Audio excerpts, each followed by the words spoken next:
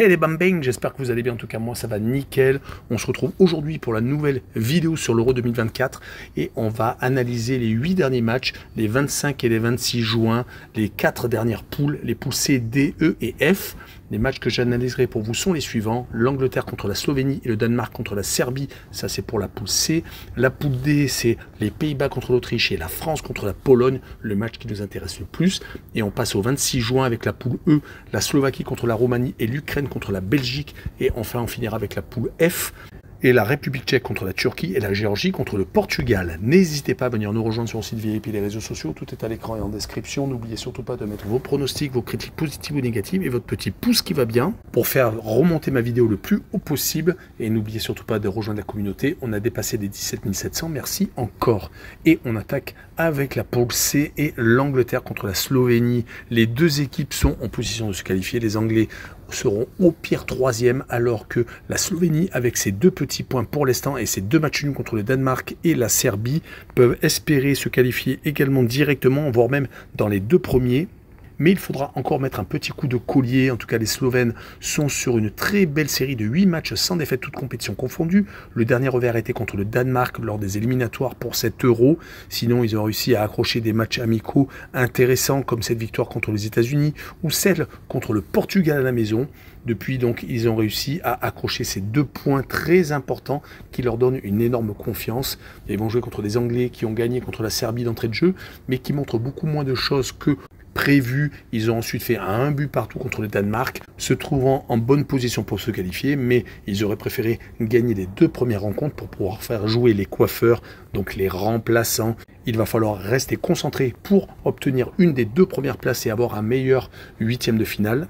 Mais les joueurs de Southgate, lors des derniers matchs amicaux, ont montré quelques signes de faiblesse, comme cette défaite contre l'Islande ou ce match nul contre la Belgique. On n'oubliera pas cette défaite contre le Brésil, mais c'était en mars 2024, donc il y a assez longtemps. Ils ont depuis battu la Bosnie-Herzégovine, donc ils n'ont pas encore montré grand-chose. Le beau jeu n'est pas encore au rendez-vous, mais cela devrait peut-être monter crescendo. Ils vont jouer en tout cas contre l'équipe de la Slovénie, qui n'a pas perdu donc depuis 8 rencontres, comme je l'ai dit un peu plus tôt, qui ne devrait pas se laisser faire, et je vois donc un but partout, avec le moins de 3 buts sur la rencontre et une cote à 1,48. On enchaîne avec le Danemark contre la Serbie. Les Serbes déçoivent. Ils ont réussi tout de même à accrocher un partage de points lors de la dernière journée. Ils avaient commencé par une défaite contre l'Angleterre et ont donc fait un but partout contre la Slovénie. En tout cas, ils alternent le bon et le moins bon depuis très longtemps, perdant par exemple contre la Hongrie, la Belgique, la Russie, l'Autriche et donc contre l'Angleterre lors du premier match de qualification. Heureusement qu'ils ont réussi à s'imposer contre la Suède en match amical juste avant l'Euro. Ça leur a redonné de la confiance, sinon des victoires courtes contre Chypre, contre le Monténégro, qui ne sont pas des nations majeures en Europe. Ils vont en plus rencontrer le Danemark qui n'a pas encore gagné, qui a fait 2 partages de points contre la Slovénie et l'Angleterre à chaque fois sur le score de 1 but partout. Ils avaient pourtant très bien préparé cet Euro avec 3 victoires consécutives contre les îles Féroé, la Suède et la Norvège. Mais ce n'est peut-être pas le meilleur Danemark qui existe. Sur ce match-là, je vois bien une victoire quand même des Danois 2-1 avec les Serbes qui malheureusement ne sont pas dans leur assiette pour moi. Et je verrai le draw no bet et le pari remboursé si match nul avec une cote à 1,56. On enchaîne avec toujours le 25 juin, la poule D et celle qui concerne la France, avec en premier le premier match que j'analyserai pour vous, c'est les Pays-Bas contre l'Autriche. Les Pays-Bas ont accroché les Français faisant 0-0, mais ils ont eu très peu de possession de balles, mais cela n'a pas empêché les Bleus d'être très peu réalistes. Griezmann a loupé quelques occasions qui auraient pu peut-être faire basculer la rencontre du bon côté. En tout cas, les Pays-Bas sont encore en position de se qualifier. Ils ont 4 points avec une victoire contre la Pologne et ce 0-0 contre les Français. Ils restent sur 4 matchs sans défaite, 3 victoires et un match nul. Leur dernier revers était contre l'Allemagne en mars 2024.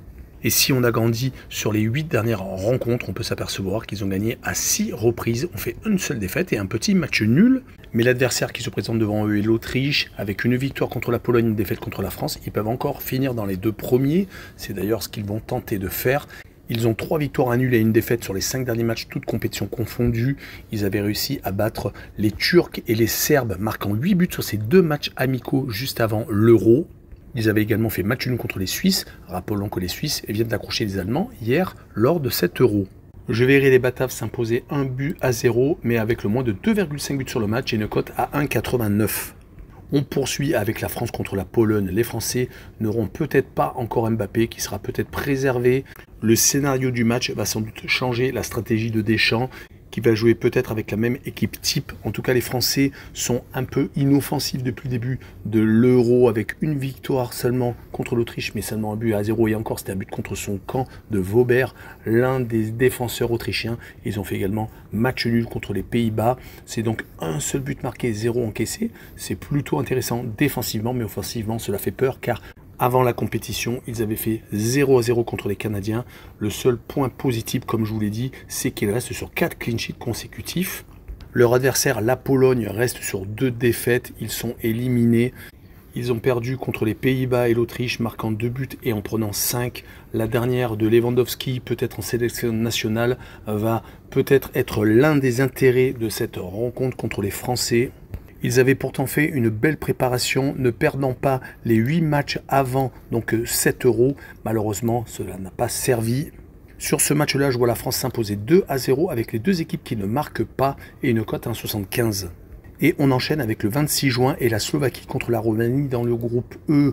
Les Slovaques sont avec une défaite contre les Ukrainiens. Dommage, car ils avaient réussi à battre un peu contre le cours du jeu les Belges et donc se frayer un passage pour se qualifier directement pour les huitièmes de finale. On rappellera qu'ils avaient fini second d'un groupe où il y avait le Portugal lors des qualifications pour l'Euro. Ils n'avaient perdu que de façon courte à l'aller et au retour. Ils avaient en plus très bien préparé l'Euro avec 2 victoires nettes contre Saint-Marin et le Pays de Galles, choisissant la sérénité contre des équipes de moindre facture. Ils vont jouer contre les Roumains qui sont dans le même état d'esprit, qui ont gagné leur premier match contre l'Ukraine 3-0, créant la surprise. Mais malheureusement, ils se sont inclinés derrière contre la Belgique 2-0 et il n'y a rien eu à dire. Ils étaient pourtant sur 3 matchs sans défaite avant ce revers contre les Belges. Ils avaient accroché la Bulgarie et le Liechtenstein, ne marquant pas. Cela pouvait peut-être donner quelques indices sur les matchs d'après. C'est pour cette raison que contre l'Ukraine, ça avait été très surprenant qu'ils gagnent 3-0. En tout cas, sur ce match-là, je vois un match nul, un but partout, avec les deux équipes qui marquent et une cote à 1,91. Et on enchaîne avec la deuxième rencontre du groupe, celle qui va être la plus accrochée, je pense, l'Ukraine contre la Belgique. Les Ukrainiens se sont rattrapés après la défaite initiale contre les Roumains. Ils ont réussi à battre au forceps la Slovaquie car ils étaient menés 1-0. Les Ukrainiens avaient pourtant battu la Moldavie juste avant l'Euro, avaient pris le plein de confiance, mais malheureusement, ils s'étaient écroulés totalement contre les Roumains. Les Ukrainiens doivent retrouver les ressources pour peut-être s'imposer devant des Belges qui sont revanchards, qui ont réussi à redresser la situation, une situation très mal embarquée après la défaite initiale contre la Slovaquie. Les Belges restaient pourtant sur des matchs très sérieux avant l'Euro, des victoires contre le Monténégro et le Luxembourg sans prendre de but. Mais la maladresse, voire la malchance de Lukaku fait que la Belgique est sur un fil. Ils doivent absolument s'imposer contre l'Ukraine pour peut-être prendre la première place du groupe. Et sur ce match-là, je vois les Belges s'imposer 2-1 à l'arrache, avec les Belges qui marquent le plus de 1,5 but sur le match et une cote à 1,63. Et on finira avec le groupe F, avec la République tchèque contre la Turquie. Les Tchèques viennent de perdre Schick, qui est très incertain pour le match contre la Turquie. Cela est un handicap de poids car il a réussi à égaliser contre la Géorgie. Les Tchèques ont perdu 2-1 contre les Portugais alors qu'ils menaient 1-0. Ils font des matchs intéressants mais malheureusement il n'y a pas les résultats au bout. Ils avaient pourtant réussi à gagner leurs 3 matchs avant cet Euro, gagnant l'Arménie, Malte et la Macédoine du Nord, choisissant des matchs amicaux assez faciles à faire. Malheureusement, dès qu'ils jouent contre des équipes un peu plus compliquées, ils ont tendance à un peu bloquer. Du côté de la Turquie, une défaite 3-0 contre le Portugal qui faisait suite à une victoire 3-1 contre la Géorgie qui les avait ultra bien lancés dans cet Euro. Mais les 5 matchs sans victoire avant l'Euro ne promettaient pas à la Turquie un très grand avenir dans cette poule. Ils ont donc les clés en main pour finir dans les 2 premiers. Et sur ce match-là, je vois un but partout entre les deux formations avec le Away No Bet et le match nul remboursé 6 victoires de la Turquie, qui est pour moi légèrement favori, avec une cote à 2,32. Et on finira avec le Portugal contre la Géorgie. Les Portugais ont commencé parfaitement cet Euro avec 2 victoires en 2 matchs.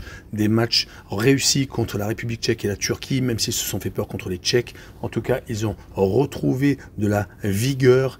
Ils avaient juste avant cet Euro fait 2 matchs amicaux, un gagné contre l'Irlande et un perdu contre la Croatie qui avait jeté quelques doutes sur leurs ambitions, mais ils se sont relevés. Ils vont jouer contre des Géorgiens qui veulent peut-être se qualifier pour leur premier 8e de finale. C'est d'ailleurs leur première compétition internationale, donc ce serait obligatoirement historique. Ils viennent de prendre leur premier point avec ce match nul contre la République tchèque. Ils avaient perdu 3-1 lors du premier match, mais ils découvrent cette compétition qui devrait peut-être au moins leur donner beaucoup d'expérience. On rappellera que les hommes de Bouli-Siagnol s'étaient qualifiés au forceps lors des éliminatoires, gagnant la Grèce au pénalty lors des finales de barrage. Sur cette rencontre, je verrai une victoire des Portugais 2-0 avec les deux équipes qui ne marquent pas et une cote à 1,94. Voilà, on en a fini avec cette vidéo. N'hésitez pas à venir nous rejoindre. Tchou les bambing!